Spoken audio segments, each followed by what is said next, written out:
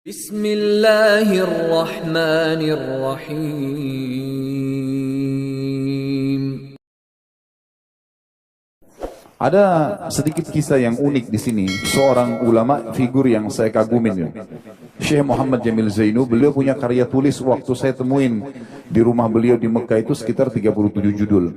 Salah satu judul bukunya itu menarik, judulnya Kaifah Tadaitu. Bagaimana saya dapat hidayah. Diceritakan tentang bagaimana banyak orang masuk Islam dan unik semua ceritanya. Di antara yang menarik kisahnya yang sempat diceritakan ke saya dan di bukunya ada, dia bilang waktu saya masih S1 di Damaskus, di salah satu kampus, saya pernah kuliah dan ada orang yang sekelas dengan saya Nasrani. Lalu kemudian pada saat saya mau masuk kelas, saya cuma iseng memegang pundaknya, tentu laki-laki sama laki-laki. Lalu dia berkata, Syekh Muhammad bilang, saya bilang, wahai saudaraku, bagaimana pendapatmu kalau saya mengatakan asyhadu an la ilaha illallah wa anna Isa Rasulullah wa anna Muhammad Rasulullah?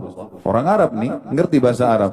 Bagaimana pendapatmu kalau saya bersaksi tidak ada Tuhan yang berhak disembah kecuali Allah, Isa utusan Allah, Muhammad juga utusan Allah? Si Nasrani ini berpikir sebentar, langsung dia bilang, kalau begitu, asyhadu an la ilaha illallah wa anna Isa Rasulullah wa anna Muhammad Rasulullah. Dia sudah syahadat sebenarnya. Dia masuk Islam, kata Syekh Muhammad Jainu, karena banyak di antara saudara kita Nasrani mengira kita membenci Nabi Isa. Coba sering kalau ketemu mereka, kalau disebutkan nama Isa kita mengatakan Isa alaihissalam. Memang begitu. Dan kita dianjurkan memberikan salam kepada nabi-nabi. Ternyata banyak di antara mereka menganggap kita membenci nabinya.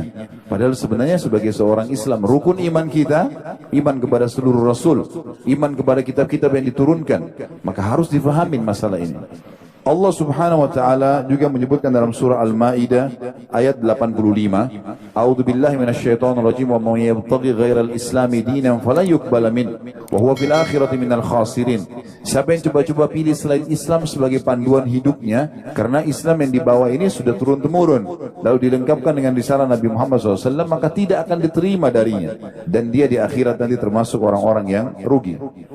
Ulama mengatakan sebenarnya semua orang pasti akan dapat petunjuk. Hidayah datang dalam bentuk sinyal. Tidak ada orang yang tidak datang padanya petunjuk itu. Cuman tinggal dia peka menangkap atau tidak. Teman-teman fahami satu hal. Allah Azza wa Jalla tidak akan pernah menurunkan tangan dari langit untuk memberhentikan kita dari dosa atau memaksa kita berbuat satu ibadah. Itu nggak mungkin terjadi.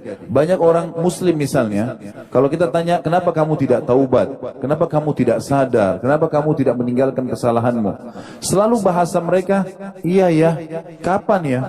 Kesannya kayak menunggu Allah turunkan tangan dari langit untuk memberhentikan dari kesalahan. Ini nggak mungkin terjadi. Allah SWT memberikan kita hati nurani dan akal pikiran, dan dibuat kecerdasan sedemikian rupa sampai manusia sekarang bisa membuat komputer, HP, memory card yang kecil bisa menyimpan sekian banyak data karena mempelajari otak manusia yang terdiri dari miliaran urat saraf. Satu urat saraf kata para ilmuwan di otak manusia sudah cukup untuk menampung seluruh buku yang pernah ditulis. Bukan cuma hafal Quran, seluruh buku dihafal itu bisa mampu menampung akal manusia. Diberikan akal untuk bisa digunakan menangkap kebenaran. Jadi manusia diingatkan datang kepadanya sinyal seperti itu. Subhanallah, hampir semua orang non-muslim itu datang kepadanya sinyal. Hampir orang-orang non-muslim yang datang kepada saya ucapin syahadat. Semua kisahnya kalau kita mungkin dengar biasa-biasa saja. Ada yang merinding karena dengar azan, ada yang karena melihat jilbab, ada yang karena melihat orang ke masjid, ada yang karena mendengar beberapa ayat Al-Quran. Semuanya yang mungkin kita biasa dengar, tetapi subhanallah mereka berbeda. Sinyal Allah datang. Ada satu teman saya di Surabaya, teman dekat saya, dia ceritakan pengalaman dia. Tetangganya ada seorang pastor. Pastor ini berarti orang Katolik.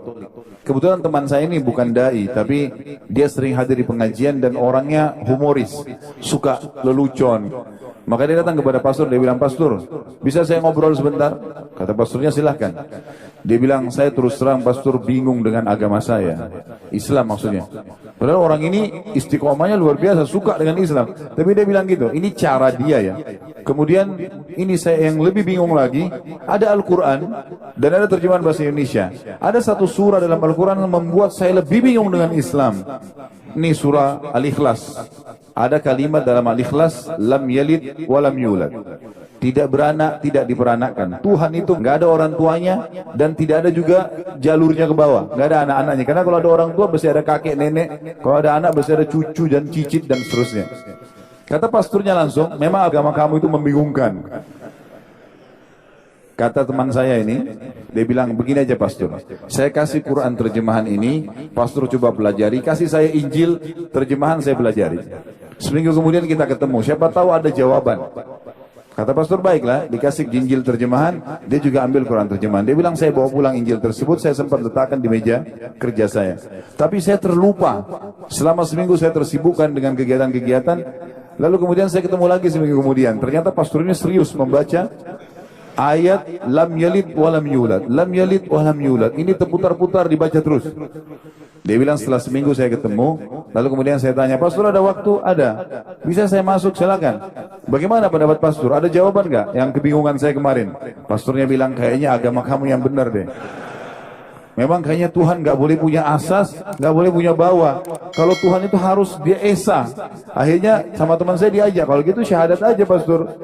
Masuk Islam di tangan dia. Sesuatu yang kadang-kadang tidak masuk di akal kita. Bismillahirrahmanirrahim.